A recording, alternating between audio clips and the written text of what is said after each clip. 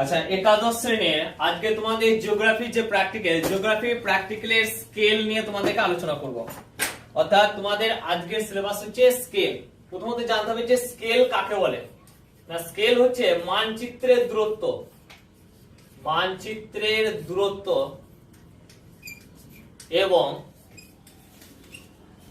এবং ভূপৃষ্ঠে অনুরূপ দুটি স্থানের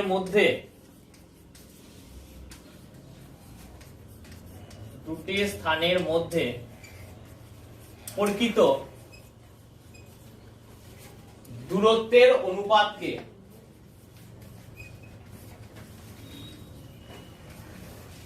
অনুপাতকে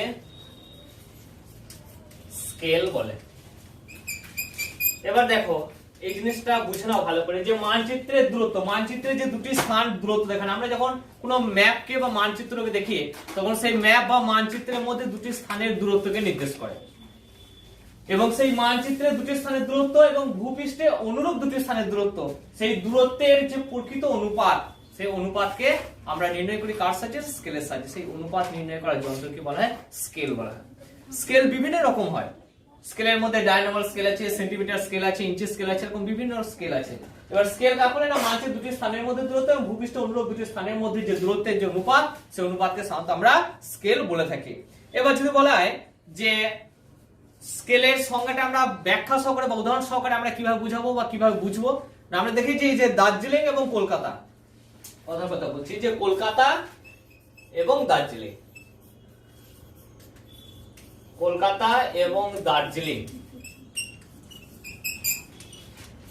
দার্জিলিং এর মধ্যে দূরত্ব হচ্ছে, কলকাতা এবং দার্জিলিং এর মধ্যে দূরত্ব কত? না, দূরত্ব হচ্ছে 600 কিলোমিটার। কলকাতা এবং দার্জিলিং এর মধ্যে দূরত্ব 600 কিলোমিটার। যা পশ্চিমবঙ্গের মানচিত্রে দেখানো হয়েছে, যা পশ্চিমবঙ্গের যে আমাদের মানচিত্র আছে আর কি, পশ্চিমবঙ্গের মানচিত্রে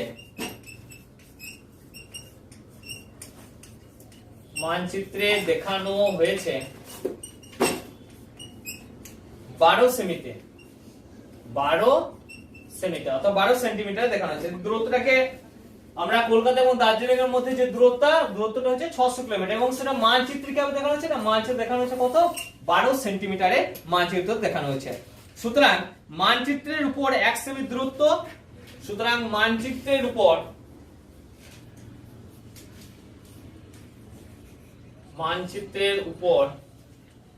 1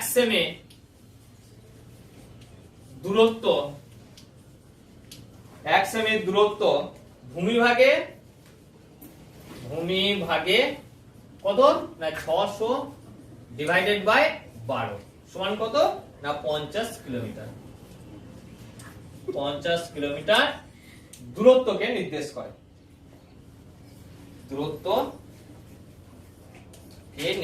করে, অর্থাৎ যেটা আমাদের ভূপৃষ্ঠের দূরত্ব হচ্ছে 600 কিলোমিটার, কলকাতা এবং দার্জিলিং এর মধ্যে আমরা যদি এখান থেকে দূরত্বটা মাপি, কলকাতা থেকে দার্জিলিং দূরত্বটা, তাহলে দেখবো আমরা 600 কিলোমিটার, কিন্তু ম্যাপে সেটা কিসে দেখানো হচ্ছে? 12 সেমিতে দেখাচ্ছে।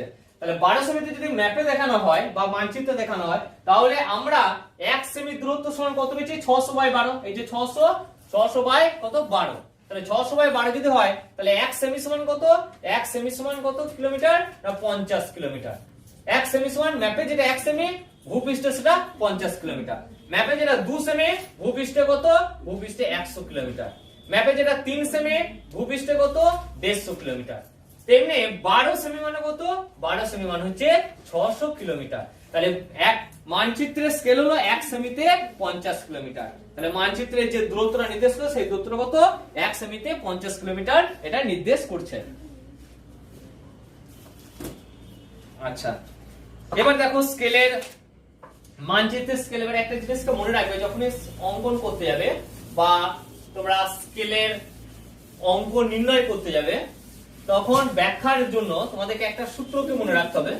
কি সূত্র? সেই সূত্রটা হচ্ছে মানচিত্রের স্কেল সমান, স্টার্টার হচ্ছে এই সূত্রটা, মানচিত্রের scale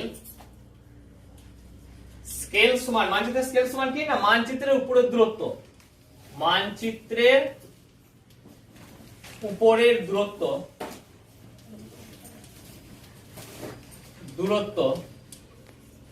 by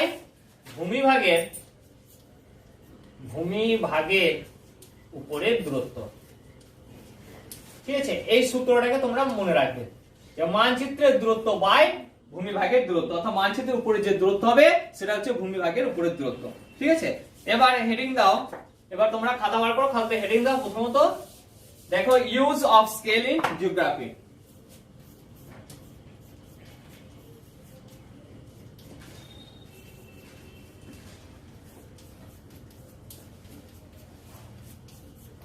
Scale in geography.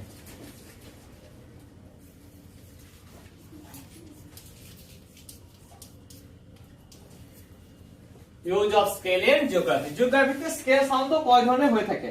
এই যে use of scale in geography, geography scale কি কাজে ব্যবহৃত হয়? জিওগ্রাফিতে স্কেল ব্যবহারের তাৎপর্য কি বা তাৎপর্যের কারণ কি? কি কারণে আমরা ভূগোলের ক্ষেত্রে আমরা স্কেল ব্যবহার করে থাকি? প্রথমত এক নম্বর হচ্ছে মানচিত্র অঙ্কনে আমরা স্কেল ব্যবহার করি কি কি কারণে? মানচিত্র অঙ্কনে। 2 নম্বর কি কারণে ব্যবহার করে থাকি? দৈর্ঘ্য নির্ণয়ে আমরা স্কেল ব্যবহার করে থাকি। 3 নম্বর হচ্ছে উচ্চতা ও গভীরতা নির্ণয়ে,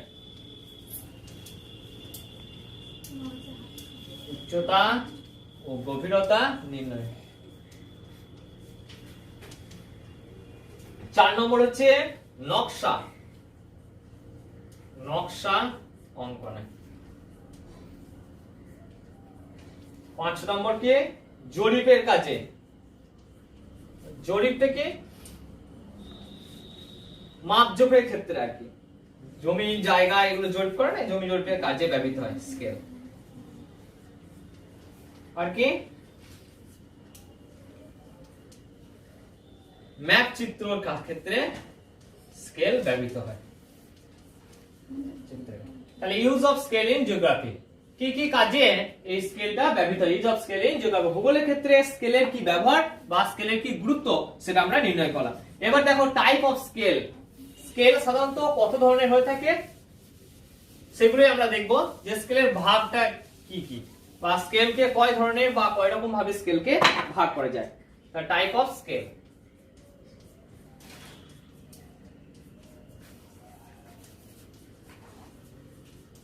টাইপ অফ স্কেল, স্কেলকে কয় ধরনের ভাগ করা যায় বা কয় ভাগে ভাগ করা যায়? বলছে স্কেলকে সাধারণত 3টি ভাগে ভাগ করা যায়। স্কেলকে সাধারণত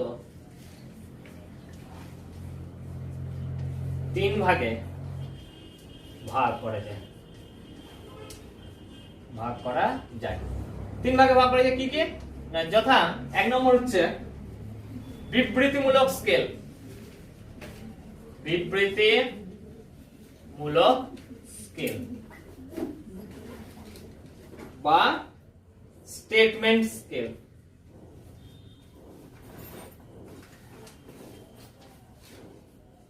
বিবৃতিমূলক স্কেল বা স্টেটমেন্ট স্কেল।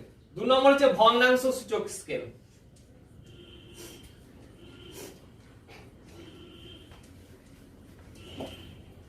ভগ্নাংশ সূচক স্কেল বা রিপ্রেজেন্টেটিভ স্কেল।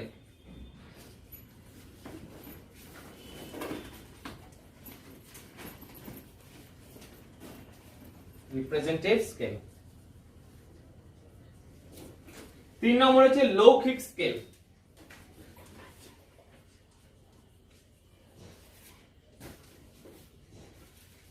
বা গ্রাফিক্যাল স্কেল।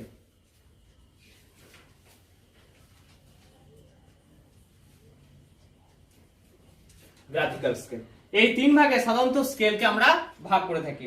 একটা বিবৃতিমূলক স্কেল, 2 নম্বর হচ্ছে ভগ্নাংশসূচক স্কেল, 3 নম্বর হচ্ছে লৌকিক স্কেল। ঠিক আছে, এবার আমরা চলে যাব বিবৃতিমূলক স্কেল বা বিবৃতিমূলক স্কেল বলতে কি বোঝো বা বিবৃতিমূলক স্কেল কাকে বলে, এটি কোন কাজে ব্যবহৃত হয়, তারপরে তোমার ভগ্নাংশসূচক স্কেল, তারপরে চলে যাব লৌকিক স্কেলে। ঠিক আছে, এবার দেখো বিবৃতিমূলক স্কেলের হেডিং দাও, প্রথমে পয়েন্ট করো বিবৃতিমূলক স্কেল।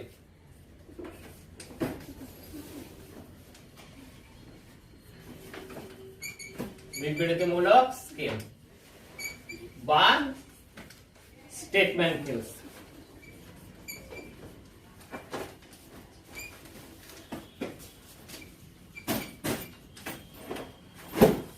আন্ডারলাইন করো। বিবৃতিমূলক স্কেল কাকে বলে? বলছে মানচিত্রের স্কেলকে যখন কথায় বা ভাষায় প্রকাশ করা হয়। যখন মানচিত্রে আমরা কোনো স্কেল যখন অঙ্কন করি, মানচিত্রে কোনো স্কেলকে যখন কথায় বা ভাষায় যখন প্রকাশ করা হয় তখন তাকে বিবৃতিমূলক স্কেল বলে। যেমন দেখো মানচিত্রে লিখে দিচ্ছে, দেখে নাও, মানচিত্রে কোনো স্কেলকে যখন কথায় বা ভাষায় প্রকাশ করা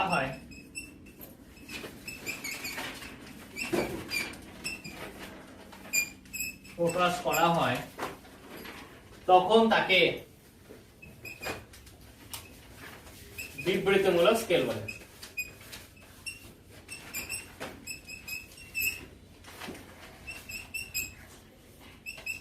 যেমন যদি বলে তাহলে উদাহরণটা দিন একটা, যে বিবৃতিমূলক স্কেল কাকে বলে বা বিবৃতিমূলক স্কেল আমরা বুঝবো কি করে? না, মানচিত্রে কোনো স্কেলকে যখন কথায় বা ভাষায় প্রকাশ করে তখন তাকে বিবৃতিমূলক স্কেল বা স্টেটমেন্ট স্কেল বলা হয়। যেমন দেখবে অঙ্কতে উল্লেখই থাকবে 1 সেন্টিমিটার বা 1 সেমিতে করো, 1 সেমিতে 2 কিলোমিটার, 1 সেমিতে 2 কিলোমিটার উল্লেখ থাকবে, অথবা বা 1 ইঞ্চিতে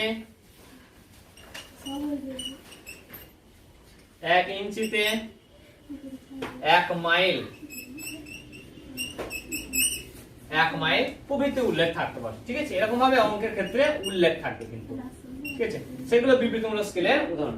অর্থাৎ বিবৃতিমূলক স্কেল কি হবে? ভাষায় প্রকাশ করা থাকবে। যখন কথায় বা ভাষায় প্রকাশ করা হয় তখন তাকে বিবৃতিমূলক স্কেল বলে। তাহলে মানচিত্রে কোনো স্কেলকে যখন কথায় বা ভাষায় প্রকাশ করা হয় তখন তাকে আমরা বিবৃতিমূলক স্কেল বলে জানি। যেমন 1 সেমিতে 2 কিলোমিটার, 1 ইঞ্চিতে 1 মাইল, এরকম ভাবে যখন প্রকাশ করা থাকে তখন সেটাকে আমরা বিবৃতিমূলক স্কেল বলে থাকি। ঠিক আছে, এরপরে দেখো ভগ্নাংশ সূচক স্কেল। 2 নম্বর স্কেল কি? ভগ্নাংশ সূচক স্কেল। হেডিং দাও, ভগ্নাংশ সূচক স্কেল।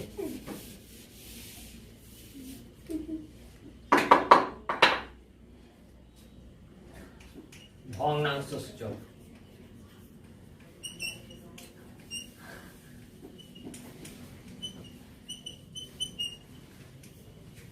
ভগ্নাংশ সূচক স্কেল বা রিপ্রেজেন্টেটিভ স্কেল।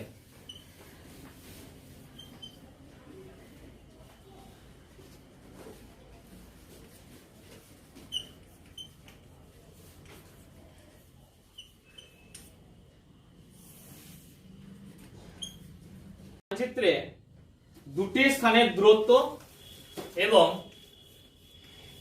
ভূপৃষ্ঠে দুটি স্থানের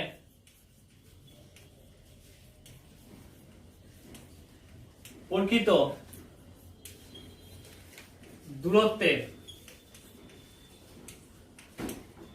দূরত্বের অনুপাত যখন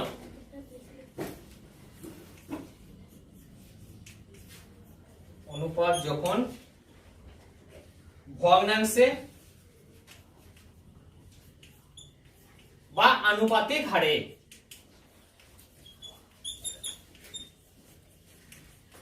আনুপাতিক ভাবেও করতে পারো বা হারেও করতে পারো। ঠিক আছে, আমাদের প্রকাশ করা হয়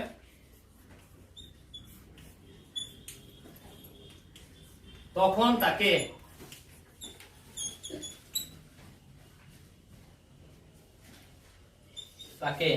ভগ্নাংশ সূচক স্কেল বলে।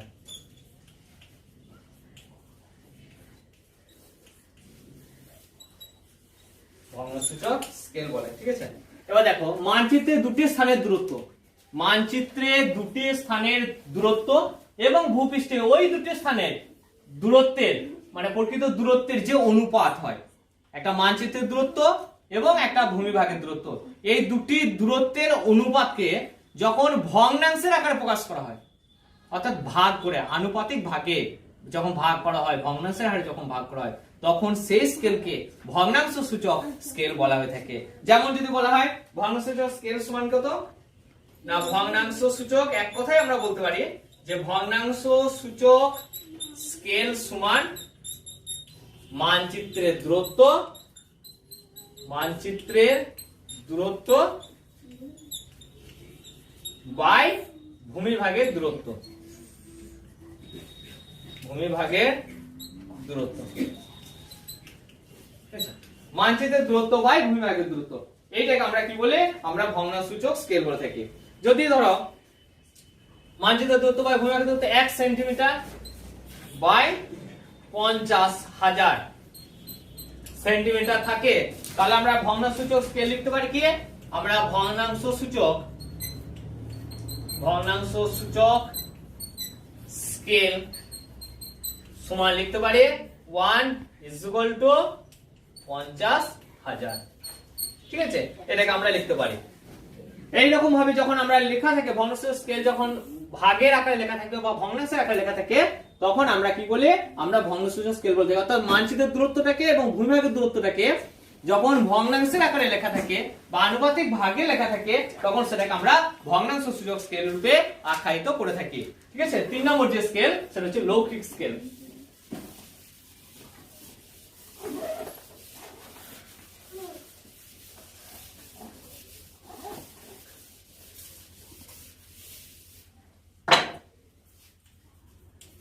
লৌকিক স্কেল, লয় ক্ষয় হস্যি ক, লৌকিক স্কেল, বা এটাকে আমরা ইংরেজিতে কি বলে থাকি, গ্রাফিক্যাল স্কেল।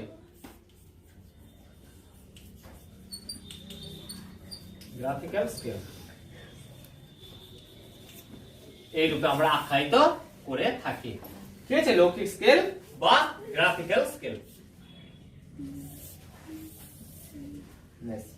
বিবৃতিমূলক স্কেল, লৌকিক স্কেল কাকে বলে না, দেখো বিবৃতিমূলক স্কেল ও ভগ্নাংশসূচক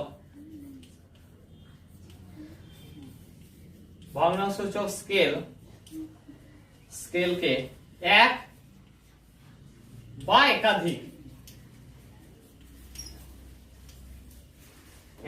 একাধিক সরলরেখা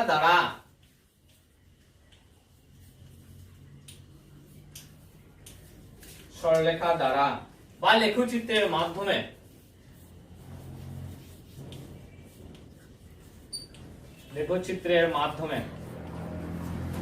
একে দেখানো হয়, একে দেখানো হলে তাকে লৌকিক স্কেল বলে। লৌকিক স্কেল বলে। ঠিক আছে, এবার বুঝে নাও, বিবৃতিমূলক স্কেল ও ভগ্নাংশসূচক স্কেলকে বলছে এক বা একাধিক সরলরেখা দ্বারা যখন লেখচিত্রের মাধ্যমে একে দেখানো হয়। আমরা যখন অঙ্কন করে বা চিত্রের সাহায্যে যখন আমরা বিবৃতিমূলক স্কেলকে এবং ভগ্নাংশসূচক স্কেলকে যখন লেখচিত্রের মাধ্যমে যখন প্রকাশ করি বা অঙ্কন করি, তখন তাকে আমরা কি বলি, আমরা বলি লৌকিক স্কেল অর্থাৎ বা গ্রাফিক্যাল স্কেল নামে আখ্যায়িত করে থাকি। এটিকে আবার প্রধানত 3 ভাগে ভাগ করা যায়। এর 3টি ভাগ কি, জাস্ট জিজ্ঞাসার জন্য রেখে দাও বা সাধারণ জ্ঞানের জন্য জেনে রেখে দাও। একটা হচ্ছে লৌকিক স্কেল, রয় ক্ষয় হস্যি ক, লৌকিক স্কেল। 2 নম্বর হচ্ছে ভার্নিয়ার স্কেল, আর 3 নম্বর হচ্ছে ডায়ানোমাল স্কেল।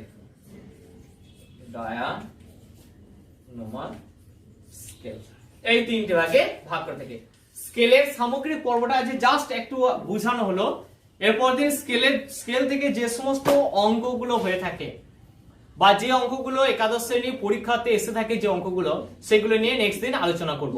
অর্থাৎ একটা অঙ্ককে ধরে আমরা ব্যাখ্যা করব এবং চিত্র সহ, গ্রাফের খাতায় আমরা চিত্র সহ একে দেখাবো যে কিভাবে অঙ্কটাকে ব্যাখ্যার সাথে সাথে কিভাবে চিত্র অঙ্কন হচ্ছে। আজকে এই পর্যন্তই থাকো। ঠিক আছে, থ্যাঙ্কস ফর ওয়াচিং।